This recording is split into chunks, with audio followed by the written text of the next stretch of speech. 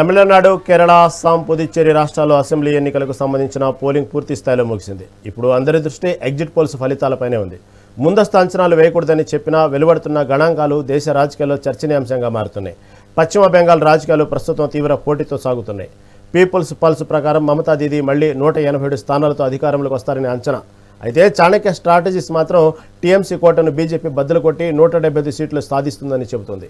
గతంలో exit polls అంచనాలు ఫలితాలు భిన్నంగా వచ్చిన సందర్భాలు ఉన్నాయి. ఈసారి దీదీ హ్యాట్రిక్ సాధిస్తారా అన్నది ఉత్కంఠంగా మారింది. తమిళనాడులో మళ్లీ డీఎంకే హవా కొనసాగుతుందని సర్వేలు సూచిస్తున్నాయి. ఓటర్లు మళ్లీ స్టాలిన్కే మద్దతు ఇచ్చారని పీపుల్స్ పల్స్ పేర్కొంది.